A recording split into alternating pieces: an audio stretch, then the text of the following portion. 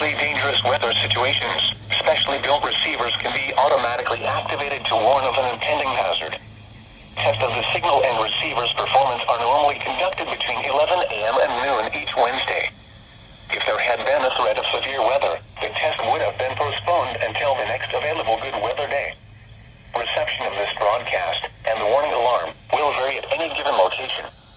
This variability, normally more noticeable at greater distances from the transmitter, can occur even though you are using a good quality receiver in good working order. The warning alarm will be activated for hazardous watches and warnings. For station WXL70, broadcasting near Charlotte, on a frequency of 162.475 MHz, the warning alarm will be activated for the following counties in North Carolina: Alexander, Anson, Cabarrus, Catawba, Cleveland, Gaston, Argyle, Lincoln, Mecklenburg, Montgomery, Richmond, Rowan, Stanley, and Union. In South Carolina, Cherokee, and York. This concludes the NOAA Weather Radio. All hazards to an alert test.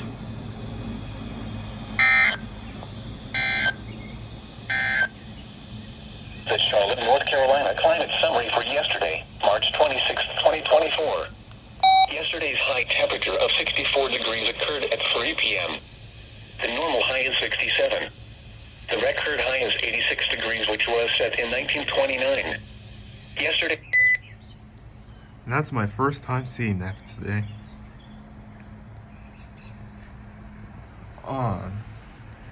So that was the weekly test off of WXL70 with my Medwin 74-50 that I recently got since last Wednesday, which was my birthday, and March 20th, my special day. And also a special day for this radio, since it'll be the first day that would have it. And on that Wednesday, my 74-50 didn't go off for the weekly test that day because I didn't set properly. As a matter of fact, I take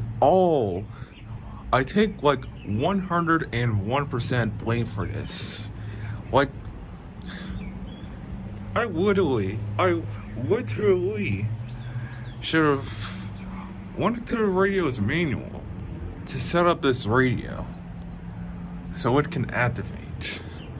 That's literally what I should have done. That's not what I did before that weekly test. Well, it was... I'd said programmed the radio after the weekly test. Like, even then still didn't go off. Wait, I don't know what I meant by that. The point is, my 74-50 last week didn't go off for the weekly tests on my birthday because I didn't set the radio properly. And again, I blame myself for this. I blame myself for not looking at the radio.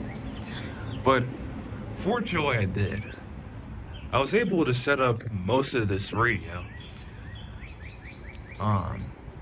Though this radio has a really confusing way, a really confusing and complex way to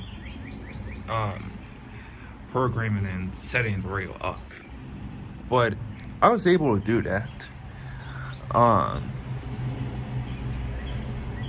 And yeah, I was able to set the radio up to where I get a genuine activation. My first activation on my 74-50, that being a weekly test. Its first weekly test. And first order activation. So I essentially gave my 74-50 a second chance. And I did. And all I just had to do was just set up the radio and program the radio before you use it for an alert like this. So Yeah, I definitely learned my lesson here over just a simple thing. Just programming a radio, right?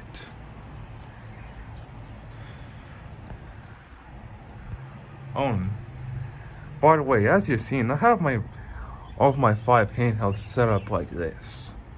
The 2 middle ones over here. Actually, the 2 middle one siblings over here, the 74250 and HH54, and the 2 Radio Shack siblings, the 12-254 and 12-259. For Oregon Scientific, it's just the WR8000. Though, if I were to get a radio to be beside it, it'd be this radio. But it's unfortunately really hard to find. But yeah, there's that.